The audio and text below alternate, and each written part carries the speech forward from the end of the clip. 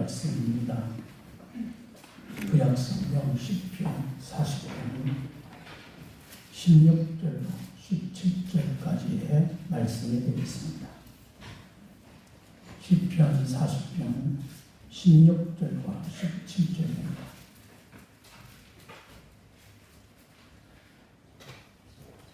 주를 찾는 자는 다 주 안에서 즐거워하고 기뻐하게 하시며 주의 구원을 사랑하는 자는 항상 말하기를 여호와는 위대하시다 하게 하소서. 나는 가난하고 궁핍하오나 주께서는 나를 생각하시오니 주는 나의 도움이시요 나를 건지시는 이시라. 나의 하나님이여 지체하지 마소서. 아멘. 살아계신 하나님의 말씀입니다.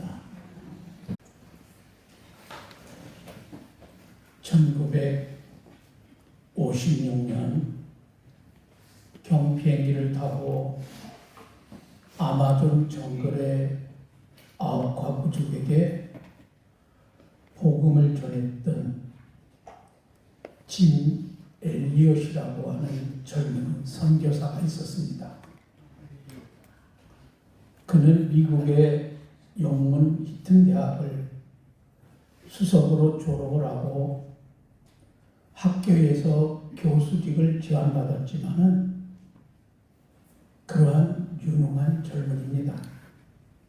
그런데 아마존의 아우카 부족이 너무나 흉악하여 아무도 그들에게 접근하지 못하고 있다고 하는 기사를 읽고 그는 그들에게 복음을 전하기로 결심을 합니다.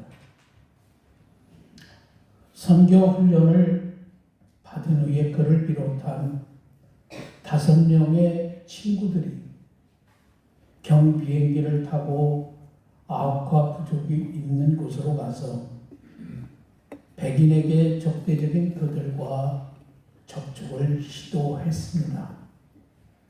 그러나 아우카 부족들은 그들이 자신들을 죽이러 온 사람들로 오해하고 그 5명을 모두 무자비하게 살해하고 맙니다.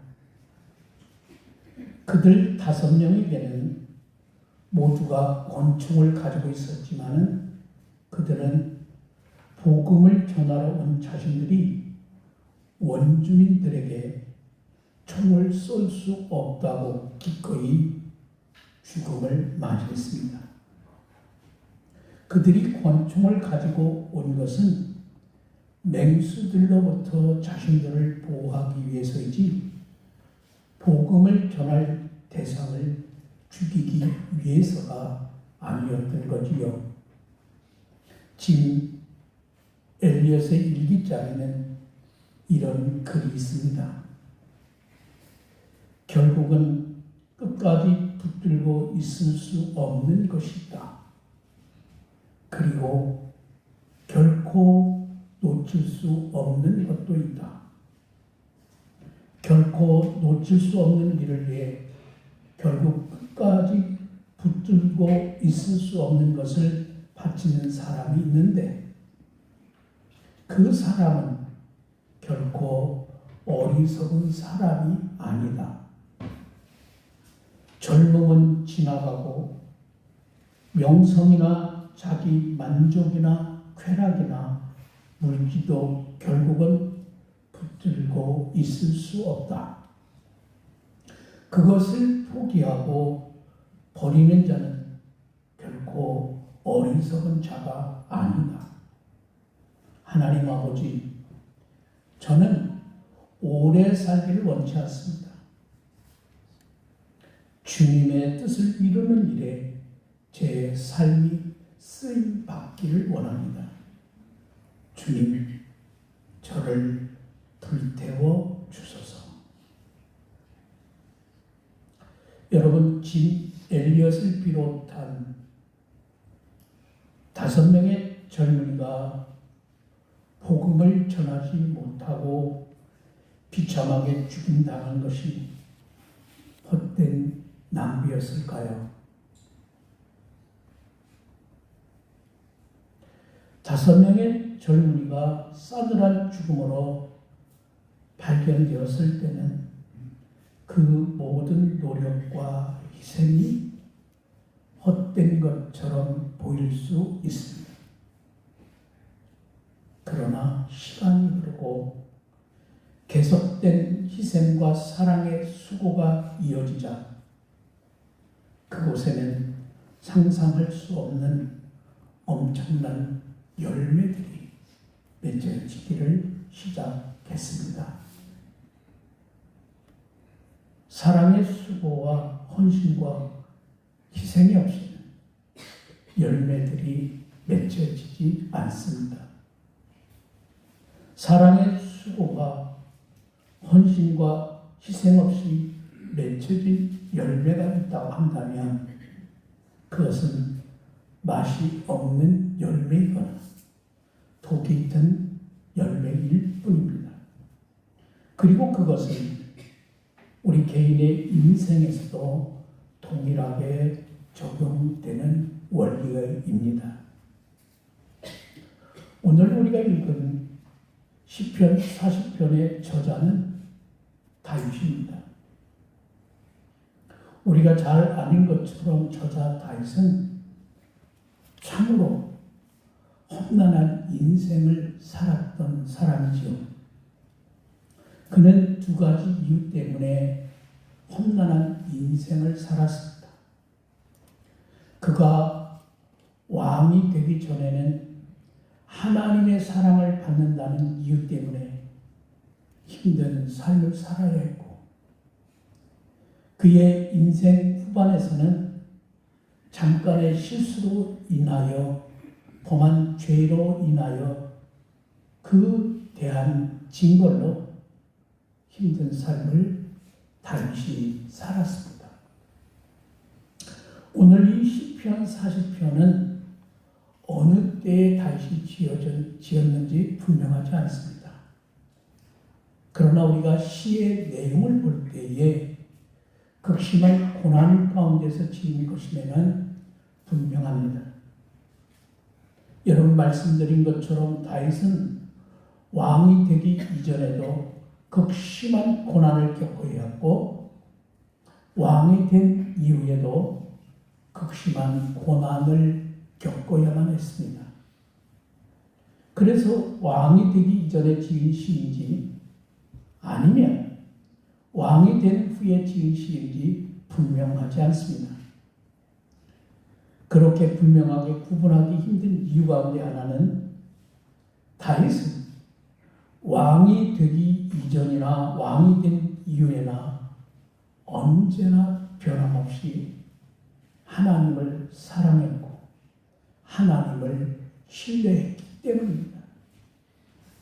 또 우리아의 아내 밧세바 사건이라고 하는 다윗의 인생에서 가장 커다란 오점으로 남는 이 범죄를 저지른 이후에도 다윗은 다시금 신앙을 회복하여 이전처럼 온전히 하나님을 신뢰하며 사랑하며 고난을 이겨냈습니다. 여러분, 이것이 우리가 다윗에게서 배워야 할 신앙의 참된 모습입니다. 우리도 때로 원치 않는 고난을 겪어내야 할 때가 있습니다. 심지어는 신앙적 이유 때문에 우리는 어려움을 겪어내야 할 때도 있습니다. 우리가 신앙으로 살려야 할 때, 우리가 가는 길에 늘 평안만 있다면 여러분 얼마나 좋겠습니까? 우리가 수많은 유혹을 이기며 내가 믿음으로 살려고 몸부림칠 때 우리의 삶에 늘 형통한 길이 열린다면 얼마나 좋겠습니까? 그러나 우리가 살아가는 현실은 결코 그렇지가 않습니다. 성경은 우리에게 믿음의 길이 언제나 우리가 바라는 바대로 이루어지는 것은 아니라고 말씀하십니다. 우리가 신앙으로 살아야 할 때 우리가 원치 않는 더 크고 깊은 수렁으로 빠져들 수 있음을 보여주십니다. 여러분, 올해 우리는 분명 믿음으로 살아야 합니다. 믿음을 굳게 붙잡고 살아야 합니다. 그러나 믿음으로 산다 해서 우리의 삶이 늘 형통하지만은 않습니다. 그래도 우리는 믿음을 떠나서는 안 됩니다. 내가 믿음으로 살다 할 때 오히려 어려움이 생길 수도 있습니다. 다윗이 그랬고요. 요셉이 그랬습니다. 그렇다 하더라도 우리는 믿음을 포기해서는 안 됩니다. 예수님께서 말씀하신 대로 믿음의 길은 좁고 협착한 길입니다. 누구나 가고 싶고 넓고 평탄한 길이 아닙니다. 그럼에도 우리가 좁고 협착한 믿음의 길을 가야 하는 이유는 거기에 생명이 있기 때문입니다. 예수 그리스도의 십자가의 은혜로 구원을 받고 영원한 생명을 누리는 사람이라면 마땅히 가야 할 길이기 때문입니다. 그런 다윗의 길에 큰 어려움이 닥쳤습니다. 그것은 밧세바와 사건 때문입니다. 다윗은 자기 부하의 아내인 밧세바를 왕궁으로 불러들여 통치하고 그로 인하여 아이를 갖게 되자 그것을 감추기 위해서 밧세바의 남편이 충성스러운 부하 우리아를 전쟁터로 보내 죽게 만들었습니다. 그건 하나님 앞에 큰 죄악입니다. 하나님께서 나단 선지자를 다윗에게 보내 그의 죄를 책망하셨고 다윗은 자신의 죄를 깨닫고 깊이 회개하였습니다. 그러나 회개했다고 해서 그것으로 끝나지 않았습니다. 다윗의 범한 죄에 대한 징벌이 있었습니다. 가장 먼저 당한 징벌은 밧세바가 낳은 그의 아들이 태어난 지 불과 2대 만에 죽고 맙니다. 그리고 다윗의 인생은 고난과 슬픔의 연속입니다. 자식들 사이에 비극적인 일들이 일어납니다.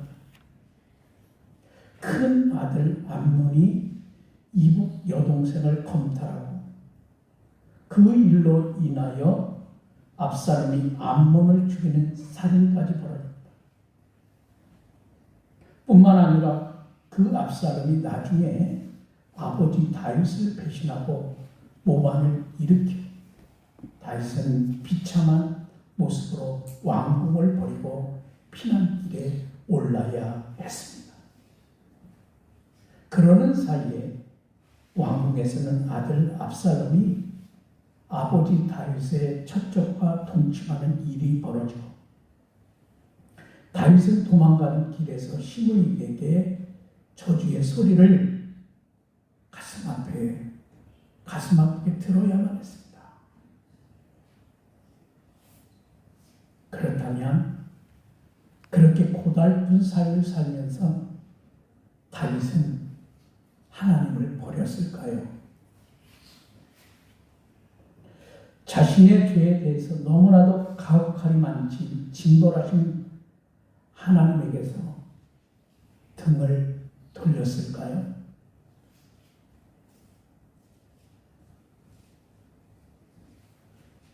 하나님께서 자신을 사랑하지 않으신다. 하나님을 불신하고 하나님 곁을 다윗이 떠났을까요? 그렇지 않습니다. 그렇게 힘들 때 다윗은 결코 하나님을 원망하거나 불신하지 않았습니다. 가슴 아픈 일들이 계속해서 벌어지고 있음에도 하나님을 향하는 다윗의 신앙은 변함이 없습니다. 그런 다윗의 모습을 보여주는 시가 바로 오늘 우리가 읽은 시편 40편의 말씀입니다. 여러분, 시편 40편 2절에서 다윗은 이렇게 고백합니다. 나를 기가 막힐 웅덩이와 수렁에서 끌어올리시고 내 발을 반석 위에 두사 내 걸음을 견고하게 하셨도다. 자신이 겪고 있는 고난과 시련이 끝이 아님을 알았습니다. 하나님께서는 늘 자신의 깊은 시련과 고난에서 건져주셨습니다. 그걸 다윗은 분명하게 고백할 수 있었습니다. 그렇게 기가 막힌 웅덩이와 수렁에서 건져주셨던 하나님이시기에 다윗은 그 하나님을 신뢰합니다. 그리고 그 하나님을 의지하며 기도합니다. 나뿐만 아니라 하나님을 사랑하고 주님을 신뢰하며 주님을 찾는 자들 모두 즐겁게 해 주시리라고 말합니다. 여러분, 오늘 본문 16절의 말씀입니다. 주를 찾는 자는 다 주 안에서 즐거워하게 하고 기뻐하게 하시고 주의 구원을 사랑하는 자는 항상 말하기를 여호와는 위대하시다 하게 하소서. 믿음으로 사는 사람들이 주님 안에서 즐거워하고 기뻐하며 늘 하나님을 찬양하게 해달라고 하는 기도입니다. 그리고 거기에서 그치지 않습니다. 지금 자신의 삶은 힘듭니다. 어렵습니다. 여러분, 16절 말씀이요. 나는 가난하고 궁핍하오나 주께서는 나를 생각하시오니 주는 나의 도움이시오. 나를 건지시는 이시다. 나의 하나님이여 지체하지 마소서. 지금 자신은 가난하고 궁핍한 상황입니다. 단순히 경제적으로 가난하고 먹을 것이 없어 궁핍한 것만을 의미하지 않습니다. 이 말은 너무나도 고통스럽고 힘들다고 아무것도 먹지 못한 사람처럼 곤고한 상황이라 그런 뜻이에요. 그렇게 힘들고 고통스러운 상황에서 다윗이 할 수 있는 것 오직 하나, 하나님을 신뢰하는 것입니다. 그래서 그는 이렇게 탄원합니다. 나의 하나님이여 지체하지 마소서. 고난 가운데 시련과 고통 가운데 있는 자신을 구원하실 하나님을 다윗은 간절하게 갈망하고 있습니다. 기가 막힐 웅덩이와 깊은 수렁에서 건져주셨던 그 하나님께서 지금의 시련과 고통, 아픔과 어려움 속에서도 건져주시라고 말입니다. 여러분, 올 한 해 우리의 삶에 어려움이 찾아올 수도 있습니다. 때로는 내가 믿음으로 살려고 하는 것 때문에 어려움과 시련이 있을 수 있고, 때로는 내가 실수하고 잘못한 것 때문에 깊은 웅덩이와 수렁에 빠질 수도 있습니다. 그러나 어느 때이든지 우리를 거기에서 건지시는 하나님을 영원히 변함없이 그 자리에 계십니다. 우리를 사랑하시는 자리, 우리를 향해 항상 웃음 지으며 바라보시는 자리, 우리가 주님께 달려갈 때 우리를 안아주시기 위해서 동구 밖에서 서 계시는 자리, 우리가 기도할 때 응답하시는 자리를 말합니다. 우리는 늘 주님을 바라보아야 합니다. 그리고 주님의 손을 꼭 붙잡아야 합니다. 그러면 주님께서는 우리를 건져주십니다. 우리도 다윗처럼 기도하며 사십시오. 나의 하나님이여, 지체하지 마소서. 나의 하나님이여, 지체하지 마소서. 그러면 주님께서 당신의 의로운 오른손으로 우리를 붙드십니다. 하나님께서 오늘 우리에게 말씀하십니다. 너를 만들고 너를 모태에서 지어낸 너를 도와주는 여호와가 이와 같이 말하노라. 나의 종 야곱, 내가 택한 여수로나 두려워하지 말라. 기도하겠습니다. 하나님 아버지, 다윗은 우리가 생각해보기에 가장 믿음으로 아름답게 살았던, 존경받을 만한 믿음의 사람이었습니다. 그러나 그가 왕이 되기 전에도, 왕이 된 후에도 고달픈 인생의 삶을 살아야 했던 다윗이었습니다. 수많은 어려움과 고통과 환난 속에서 다윗은 주저앉지 않았습니다. 다윗에게는 언제나 어디서나 하나님을 신뢰하는 믿음이 있었고 하나님을 사랑하는 마음이 있었기 때문입니다. 하나님께서 오늘 다윗에게 주신 이 말씀은 오늘 우리를 믿음으로 살려고 애쓰면서도 고난과 어려움 속에 살아가는 우리를 향해 주신 하나님의 말씀인 줄로 믿습니다. 우리도 다윗처럼 용기를 내고 힘을 내고 믿음을 내어 어려움과 환난과 시험 속에서도 능히 이기고 남는 믿음의 부유한 자들이 되게 하옵소서. 오늘의 말씀을 통해서 우리 자신뿐만 아니라 우리의 가정, 우리의 이웃들, 함께 믿음의 길을 걸어가는 성도들이 함께 힘을 합고 손을 잡고 주 안에서 승리하는 역사가 우리 가운데 일어나게 하옵소서.